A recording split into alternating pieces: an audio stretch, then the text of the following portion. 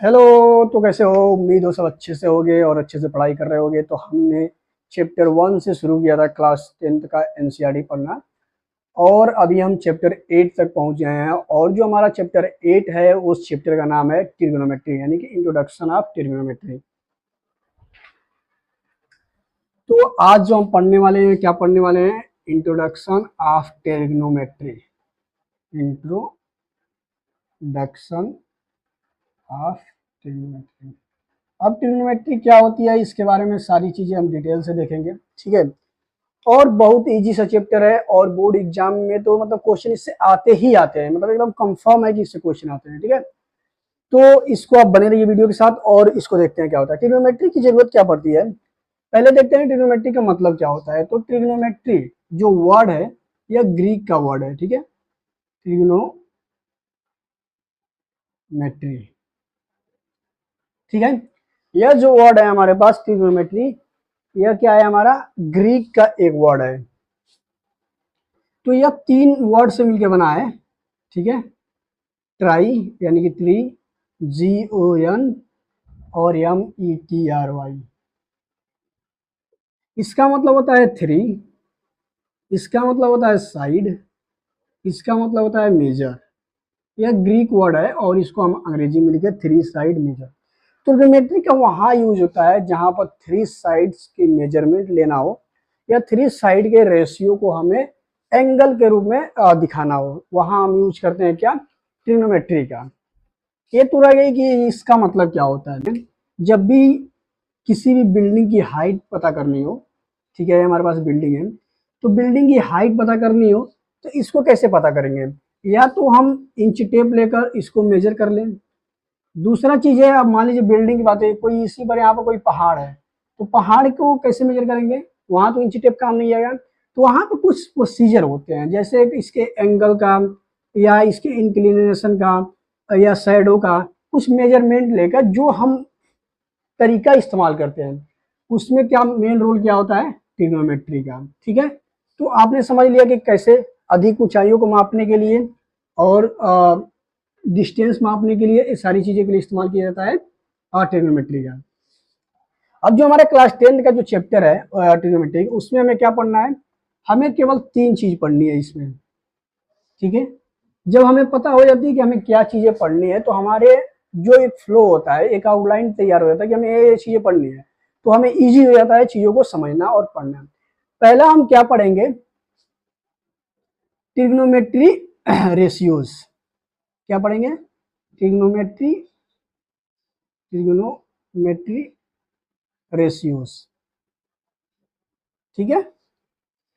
ये सारे हम डिटेल में इसको पढ़ेंगे। सेकंड क्या पढ़ेंगे? Trigonometry values of different angle, ठीक है। और लास्ट बट नॉट लिस्ट पढ़ेंगे हम क्या? Trigonometry identities. Trigonometry identities. अब यदि आप पूछे कि इस तीनों में सबसे इंपॉर्टेंट कौन है, तो इस तीनों में सबसे इंपॉर्टेंट क्या है? Trigonometric ratio. यदि ट्रिग्नोमेट्रिक रेशियो आपने पढ़ लिया तो आपके लिए ट्रिग्नोमेट्री वैल्यू फाइंड आउट करना इजी हो जाएगा, आपके लिए ट्रिग्नोमेट्री आइडेंटिटीज फाइंड आउट करना बेहद इजी हो जाएगा। तो अब बढ़ते हैं हम किसके तरफ? ट्रिग्नोमेट्रिक रेशियो की तरफ। तो ट्रिग्नोमेट्रिक रेशियो जब हम पढ़ते हैं तो उसमें हम क्या पढ़ते हैं? हम 6 चीजें पढ़ेंगे। क्या पढ़ेंगे? 6 चीजें। Sine, sine, cos, tan, cosec, sec, cot. ये क्या होते हैं? ये नोमेनक्लेचर है ट्रिग्नोमेट्री का, इसको बोलते हैं ट्रिग्नोमेट्रिक रेशियो, ठीक है। अब इसका मतलब क्या होता है? जब यह कोई, इसको नाम दिया गया है कि इसको अर्धज्या बोलते हैं हिंदी में, ठीक है। जब हम कोई भी ट्रायंगल का जब स्टडी करेंगे, ठीक है, कोई भी ट्रायंगल का जब हम स्टडी करेंगे, वो ट्रायंगल कैसा होना चाहिए? एक्यूट एंगल ट्रायंगल होना चाहिए, यानी कि राइट एंगल एक होगा उसमें 90 डिग्री का, और ये दोनों क्या होंगे? 90 डिग्री से छोटे होंगे, ठीक है। जब हम ऐसे ट्रायंगल का स्टडी करते हैं तो इसमें हमें क्या क्या चीजें पता होती है, या क्या क्या चीजें हमें पता करनी होती है?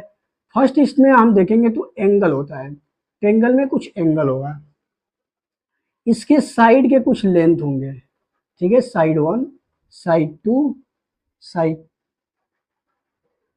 3। इसमें एंगल 1 है, एंगल 2 है, ठीक है। तो इस एंगल का और साइड का क्या रिलेशन होता है, यह हम पढ़ेंगे इसमें ट्रिग्नोमेट्री में, ठीक है। अब बात करते हैं, जब भी कोई एंगल, यहां पर हम नाम देते हैं ए बी सी, तो मान लीजिए यदि हम एंगल ए के रिस्पेक्ट में किसी भी साइड का हम कैलकुलेशन पढ़ रहे हैं, तो उसमें हम क्या लगा देते हैं, sine A, cos A, tan A, cosec A, sec A, cot A. मतलब इन वाले ट्रिग्नोमेट्रिक रेशियोज का क्या होता है, एक एंगल ए के रिस्पेक्ट में साइड में रिलेशन हम फाइंड आउट करेंगे। इसी तरह सी वाले के रिस्पेक्ट में भी हम देख सकते हैं, ठीक है। अब देखिए, अब हमने कुछ चीजें बेसिक जानने की, इसमें ओवरऑल होता क्या है ट्रिग्नोमेट्री वाले चैप्टर में, ठीक है।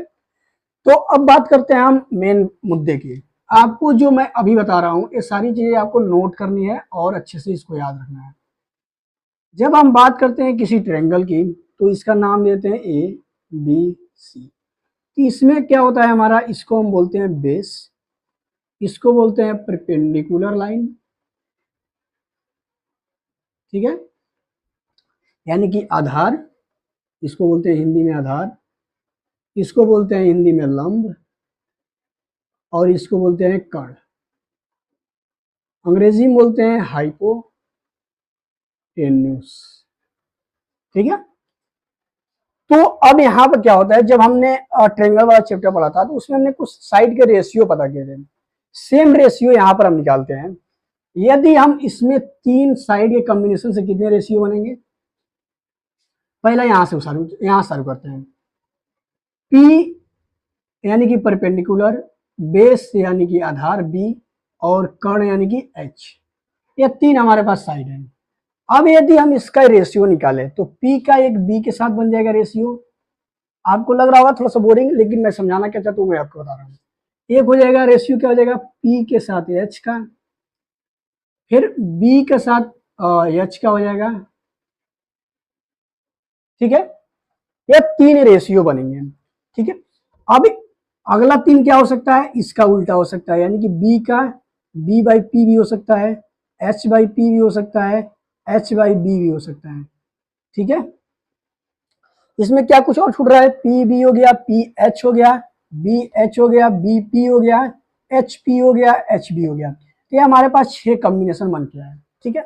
अब इस रेशियो को तो ऐसे हम पढ़ नहीं सकते हैं, इसको किसी एंगल के रिस्पेक्ट में पढ़ेंगे, ठीक है। तो जो भी होगा, जैसे हमने एंगल बात करी, एंगल ए, तो जब भी हम राइट एंगल ट्रायंगल की बात करते हैं, ठीक है, तो जो भी एंगल होता है उसके सामने वाली साइड क्या होती है हमारे पास, परपेंडिकुलर होती है। यदि सेम ट्रायंगल में हम एंगल सी को स्टडी करें, तो इसके सामने वाली एंगल साइड क्या हो जाएगी, परपेंडिकुलर हो जाएगी। मतलब पूरा सिनेरियो चेंज हो जाएगा। अब एंगल सी के लिए बेस वाला जो साइड हो गया, यानी कि ए बी साइड होगी, ये परपेंडिकुलर हो जाएगी, और बीसी साइड क्या हो जाएगी, बेस हो जाएगी। पर हम यहाँ पढ़ेंगे अभी आप ए वाली, यानी कि एंगल ए की स्टडी करेंगे, ठीक है।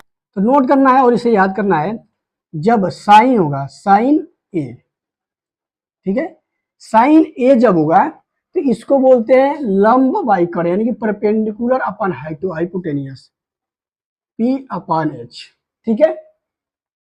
जब भी कॉस ए का रेशियो हम पता करेंगे, तो क्या होता है, बेस अपान में हाइपोटेनियस, ठीक है, बेस अपान में हाइपोटेनियस। जब भी टेन की बात होगी, इसको बोलते हैं टेंजेंट, कोसेकेंट और साइन, ठीक है।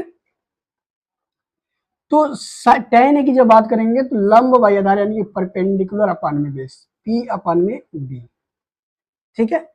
यहां पर हमने 3 रेशियो फाइंड आउट कर लिया। यहाँ पर पी बाई एच कहाँ पर है, ए वाला है, ए वाला हमने लिख लिया। बी बाई एच क्या है, ए वाला है, हमने ए भी लिख लिया। पी बाई बी, ए भी लिख लिया, बचा ये 3। अब देखिए हमारे पास क्या होते हैं, 6 ट्रिग्नोमेट्रिक रेशियो होते हैं, साइन, कॉस, टेन, सेक, कोसेक, यहां पर मैं लिख देता हूं कोसेक, सेक, कॉट, ठीक है। अब यह क्या होता है, कोसेक, सेक एक, सेक और कॉट एक, यह क्या होता है, साइन ए का होता है। मतलब कहने का, कोसेक ए जो होगा, कोसेक ए जो होगा 1 बाई साइन ए होगा, आपको याद करना है, ठीक है। सेक ए जो होगा वो क्या होगा, 1/cos ए होगा, और कॉट ए क्या होगा, 1/tan ए होगा। इसको और तरीके से याद करने के लिए कैसे लिखते हैं हम, साइन कॉस टैन,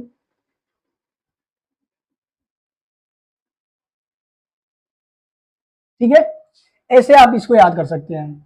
इसको आप और तरीके से, जैसे इंग्लिश मीडियम वाले और तरीके से याद कर सकते हैं, जैसे साइन कॉस टैन। लंब को क्या बोलते हैं, परपेंडिकुलर। आधार को क्या बोलते हैं, बी। और एल को क्या बोलते हैं, पी। ऐसे कुछ करके आप लोग याद करते हो, इंग्लिश मीडियम वाले उनका नहीं पता है, मैं हिंदी मीडियम से हूँ तो मुझे हिंदी मीडियम का पता है, ठीक है। ऐसे करके अब इसका मतलब क्या हुआ, एस से होता है साइन, ठीक है। सी से होता है कॉस, टी से होता है टैन, नीचे सी से होता है कोसेक, एस से होता है सेक, और सी से होता है कॉट। अब देखिए, जब साइन की बात करेंगे तो साइन क्या होगा, परपेंडिकुलर अपान में हाइपोटेनियस, परपेंडिकुलर अपान में हाइपोटेनियस। कॉस की बात करेंगे तो बेस अपान में हाइपोटेनियस, बेस अपान में हाइपोटेनियस। टेन की बात करेंगे तो परपेंडिकुलर अपान में बेस, परपेंडिकुलर अपान में बेस। बात हो, कोसेक की जब बात करेंगे तो इसका उल्टा हो जाएगा, यानी कि हाइपोटेनियस अपान में परपेंडिकुलर। कोसेक ए क्या हो जाएगा, हाइपोटेनियस अपान में परपेंडिकुलर, जो कि क्या होता है, साइन का उल्टा होता है। सेक क्या होता है, हाइपोटेनियस अपान में बेस, हाइपोटेनियस अपान में बेस। कोट क्या होता है, बेस अपान में परपेंडिकुलर, तो बेस अपान में परपेंडिकुलर। तो आप इस ट्रिक से इस चीज को, ट्रिग्नोमेट्रिक रेशियो को आप याद रख सकते हैं, ठीक है। और इस वाले चीज को आपको याद रखनी है, ठीक है। तो इस स्लाइड में जो भी चीजें लिखी गई है इसको बोलते हैं ट्रिग्नोमेट्रिक रेशियो, और यह चीजें आपको पता होनी चाहिए आगे क्वेश्चन को सॉल्व करने के लिए। तो एक क्वेश्चन लेते हैं और उसके बाद हम नेक्स्ट बढ़ जाएंगे आगे। एक चीज और हम देख लेते हैं, जैसे हम देखेंगे इस तीनों रेशियो का कॉम्बिनेशन यदि हम देखें, तो यदि हम लिखते हैं P/H और इसको डिवाइड कर देते हैं किससे, B/H से, तो ये क्या निकल के आएगा, P/H मल्टीप्लाई ये क्या हो जाएगा, H/B। इसको सोल्यूशन निकालेंगे तो क्या हो जाएगा, P/B। अब देखेंगे P/B क्या हो रहा है, P/B क्या है हमारे पास, tan A है, तो इसका मतलब ये क्या है, tan A है। और हमने इसको किससे लिखा था, P/H, मतलब ये क्या है, sin A है, और ये क्या है हमारे पास, cos A है। तो इसका मतलब यह हुआ कि sin A और cos A का जब हम रेशियो निकालते हैं तो ये किसके बराबर होता है, tan A के बराबर होता है, ठीक है।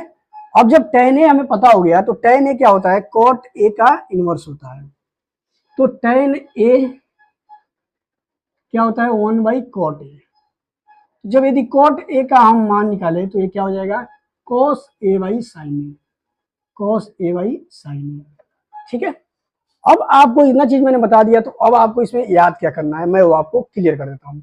आपको जो चीजें मैंने बताई, ये तीन चीजें आपको याद करनी है, ठीक है। और इस तीन चीज के बाद यह तीन चीजें याद करनी है, इससे आप इसके मान निकाल सकते हैं। उसके बाद यह दो फार्मूला आपको याद कर लेना है। क्या करना है, यह दो फार्मूला आपको याद कर लेना है। तो इतना से आप सारे ट्रिग्नोमेट्रिक रेशियोज के जो भी क्वेश्चन होंगे वो सॉल्व कर लेंगे। अब बात करते हैं क्वेश्चन को और पिकअप करते हैं और उसको सॉल्व करते हैं। अब देखिए, क्वेश्चन को सॉल्व करने से पहले कुछ नोट हम देख लेते हैं। क्या आपने देखा होगा कि मैंने लिखा था साइन ए, ठीक है। इसका मतलब यह नहीं होता है कि साइन मल्टीप्लाई हुआ है ए से, यह कतई नहीं होता है, ठीक है, ये रॉन्ग है। यह साइन का एंगल है, न कि मल्टीप्लीकेशन है, ठीक है। सेकेंड चीज देखते हैं, यदि साइन स्क्वायर ए लिखा है तो इसका मतलब होता है साइन ए का होल स्क्वायर, ऐसा हम लिख सकते हैं, ठीक है। बट यदि हम साइन इनवर्स ए लिख दें तो साइन ए का इनवर्स नहीं लिख सकते, ठीक है, यह रॉन्ग है। यह क्या है, रॉन्ग है, यह नॉट इक्वल टू होता है, ठीक है, नॉट इक्वल टू होता है। तो ये दो तीन चीजें आपको ध्यान में रखनी है कि साइन ए का मतलब ऐसा नहीं होता है कि साइन और ए का मल्टीप्लीकेशन है, ऐसा कुछ नहीं है, वो साइन एंगल का साइन है। साइन स्क्वायर ए का मतलब ये होता है कि साइन ए का होल स्क्वायर होता है, यानी कि कोई भी साइन ए की वैल्यू होगी उसका यदि स्क्वायर कर देंगे तो साइन स्क्वायर ए का इक्वल हो जाएगा। दूसरी चीज, अब ऐसा सेम हम कलर रूल यहाँ नहीं लागू कर सकते हैं।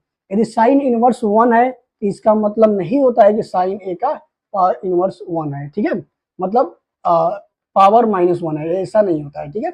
इसका मतलब होता है 1/sin ए, और यह क्या होता है, रिवर्स एंगल होता है, ठीक है। तो यह दूसरी चीज है और यह दूसरी चीज है। तो इन छोटी छोटी चीजों को आपको ध्यान देनी है। अब चलते हैं क्वेश्चन पर।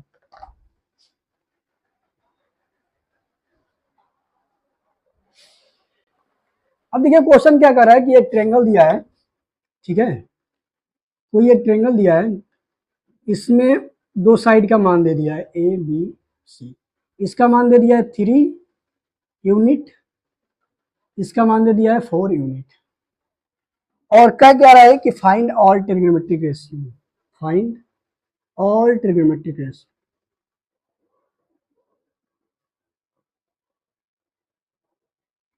क्या करना है, सारे ट्रिग्नोमेट्रिक रेशियो को फाइंड आउट करना है। तो सारे ट्रिग्नोमेट्रिक रेशियो क्या होते हैं, साइन 6 होते हैं, साइन, कॉस, टेन, कॉट, सेक, कॉसेक, ठीक है। अब हमें इसमें देखेंगे तो साइन, साइन का जो होता है वो क्या होता है, अभी हम किसी एंगल के रिस्पेक्ट में नहीं बात कर रहे हैं, सिंपल साइन का मतलब क्या होता है, परपेंडिकुलर अपान में हाइपोटेनियस। कास मतलब क्या होता है, आधार बाई यानी कि बेस बाई हाइपोटेनियस। टेन मतलब क्या होता है, परपेंडिकुलर अपान में बेस। कॉट मतलब क्या होता है, बेस अपान में परपेंडिकुलर। सेक मतलब क्या होता है, हाइपोटेनियस अपान में बेस। कोसेक मतलब क्या होता है कि हाइपोटेनियस अपान में परपेंडिकुलर।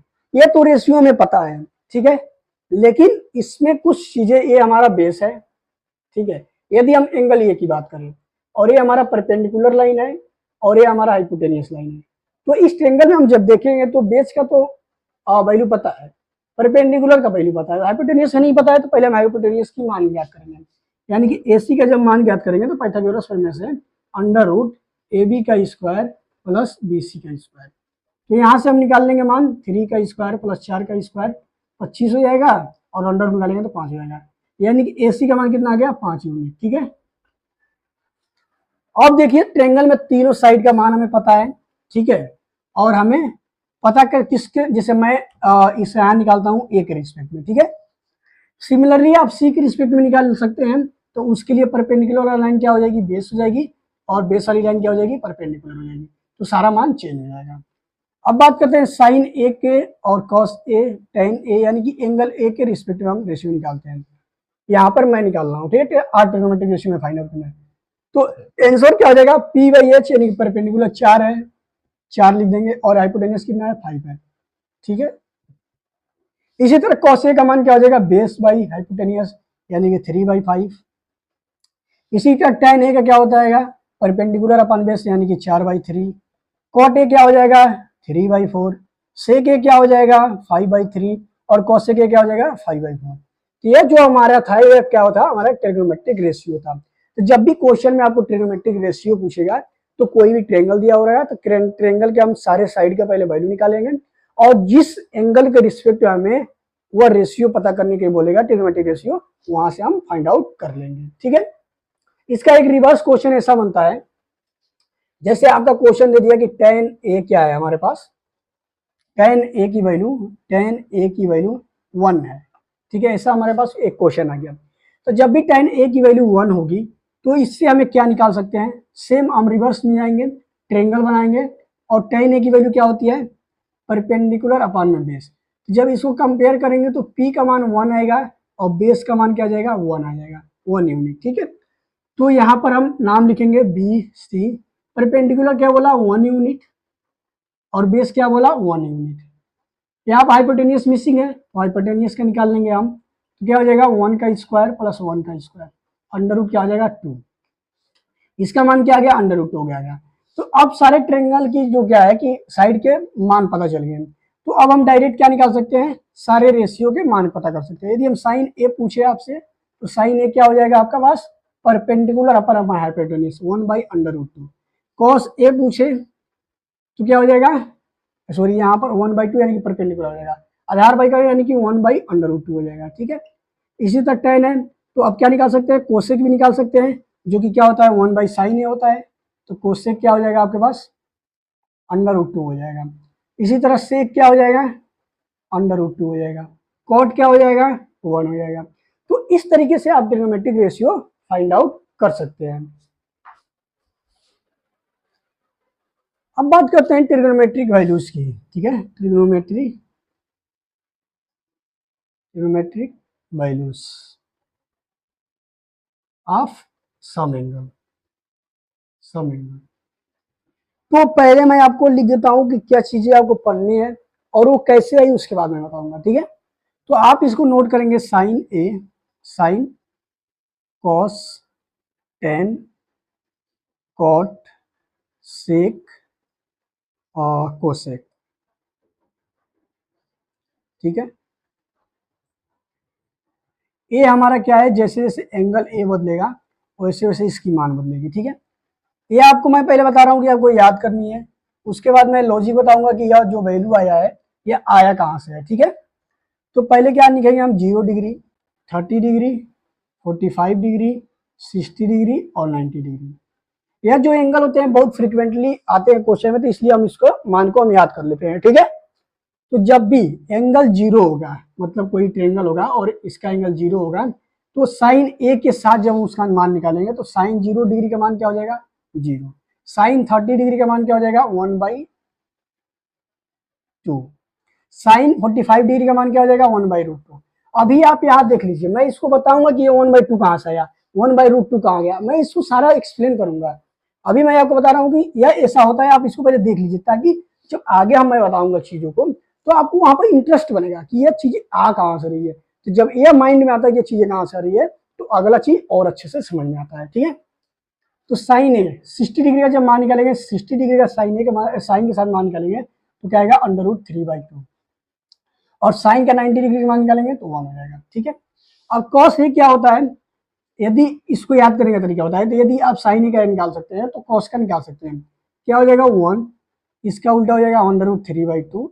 हमने इधर किया, अब पीछे से आ जाएंगे, 1/√2, 1/2 और ये होता है नॉट डिफाइंड। क्या होता है, नॉट डिफाइंड। उसी तरह टेन ए का क्या हो जाएगा, अब हमने देखिए टेन ए का हमने देखा था कि sign A by cos A होता है। तो sign A by cos A, तो साइन इसका हम 0/1 हो जाएगा तो क्या हो जाएगा, 0 हो जाएगा। तो टेन 0 के साथ क्या हो जाता है, 0 हो जाता है। उसी तरह 1/2 भागा में √3/2 यानी कि साइन बाई कॉस, तो क्या निकल के आ जाएगा, 1/2 इंटू 2/√3। तो 2 से 2 कैंसिल, तो क्या हो जाएगा 1/√3। तो मतलब टेन 30 डिग्री का जो मान होता है वो क्या होता है, 1/√3। इसी तरह यहाँ पर 45 डिग्री लिखेंगे तो 1/√2 अपान में 1/√2 करेंगे तो ये पूरा कैंसिल हो जाएगा, क्या आ जाएगा हमारे पास 1। मतलब tan 45 डिग्री का मान क्या आ जाएगा, 1 आ जाएगा। इसी तरह tan 60 डिग्री का मान क्या आ जाएगा, √3। और ये हमारे क्या पास हो जाएगा, tan 90 डिग्री का मान क्या हो जाएगा, नॉट डिफाइंड हो जाएगा क्योंकि 1/नॉट डिफाइंड है, ठीक है, ऐसे। ठीक, तो अब आगे बढ़ते हैं, नेक्स्ट वाले रेशियो को देखते हैं। देखिए तो हमने अब फाइंड आउट कर लिया है, हमने एक यहाँ पर मिस्टेक किया है, यहाँ पर 0 होता है, cos 90 डिग्री क्या होता है, 0 होता है, ठीक है। अब कॉट ए क्या होता है, कॉट ए हमने पढ़ा था कि tan ए का उल्टा होता है, 1/tan ए होता है। यानी कि जो भी वैल्यू होगी उसको 1 में भाग दे देंगे तो वही हमारा पास आंसर हो जाएगा। यह क्या हो जाएगा, 0/1 है तो 1/0 हो जाएगा, मतलब नॉट डिफाइंड हो जाएगा, ठीक है। तो कॉट 0 की वैल्यू क्या होती है, नॉट डिफाइंड होती है, नॉट डिफाइंड। कॉट 30 डिग्री क्या हो जाएगा, √3 हो जाएगा। कॉट 45 डिग्री क्या हो जाएगा, 1 हो जाएगा। कॉट 60 डिग्री क्या हो जाएगा, 1/√3 हो जाएगा। और नॉट डिफाइंड है तो क्या हो जाएगा, 0 हो जाएगा, ठीक है। इसी तरह सेक ए की बात करें तो कॉस ए का उल्टा होता है तो 1 हो जाएगा। यहाँ पर 2/√3 हो जाएगा, यहाँ पर √2 हो जाएगा, यहाँ पर 2 हो जाएगा और 0/1 है तो 1/0 क्या हो जाएगा, नॉट डिफाइंड हो जाएगा, ठीक है। उसी तरह कोसेक की बात करें तो 1/sin ए होता है तो 0/1 है तो 1/0 क्या हो जाता है, नॉट डिफाइंड हो जाएगा। ये क्या हो जाएगा, 2 हो जाएगा, ये क्या हो जाएगा, √2 हो जाएगा और ये क्या हो जाएगा, 2/√3 हो जाएगा, ठीक है। और यहाँ पर क्या लिख देंगे, कोसेक 90 डिग्री क्या हो जाएगा हमारे पास, 1 है तो 1 हो जाएगा, ठीक है। तो ये हमारे पास जो भी वैल्यू आई है इसको आपको याद करनी है। तो ये जो आपको वैल्यू है ये आपको पूरी तरीके से याद करनी है, ठीक है, सारी चीजें। अब हम बात करेंगे कि ये वैल्यू आई कहाँ से, तो उस चीज को हम देख लेते हैं कि ये सारे वैल्यू आई कहाँ से, 0 degree, 30 degree, 45 degree, 60 degree, 90 degree. जब हमने बोला कि यह आया कैसे, इस चीज को हम अब एक्सप्लेन करेंगे और बहुत अच्छे तरीके से सीखेंगे।